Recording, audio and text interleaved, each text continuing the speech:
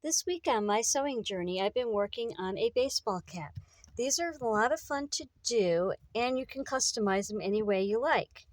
Now, the first thing I did was I drafted my own pattern, and I took paper and cut out triangles.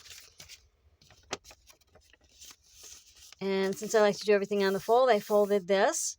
Now, I did add this little piece to the front one, just like this, to make it a little wider. And what I did that for was in case I wanted to embroider something on here or sew something special across the front. And if you're going to do that, I'd recommend doing that before you sew the side panels on.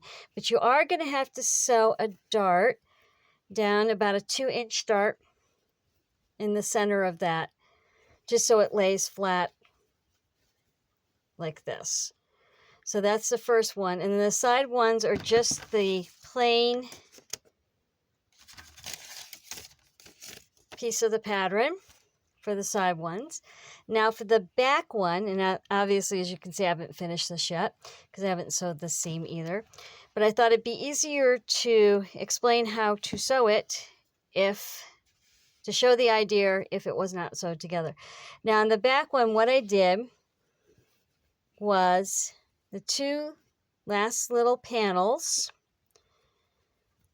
I pinned them together, and then I cut out this notch here because they usually have a notch on the back.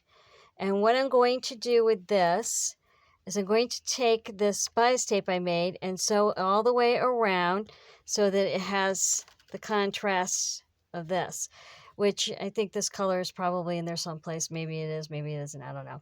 I'm also going to take the same bias tape and sew over my seams to cover them up on the inside so I don't have any of these ragged little edges on there. And I might put it on the bill. I don't know if I'm going to or not. Now here's a pattern I made for this. And I cut 2 pieces of it. And I've got some interfacing in there. I might put a little more interfacing in it. I left the side open. I might put that around there. I don't know. But it's kind of like a bib shape.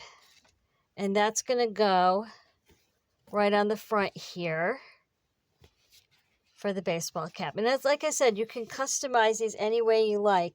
And don't forget your little buttonholes at the top, which you can just do that by cutting a circle and then stitching over it. And then your little button on the top of it, on the very, very top. I might use this purple for that, or this lilac color for it. I'm not sure yet, but if I do, I'm just going to cover a button over with it and then sew it right onto the top.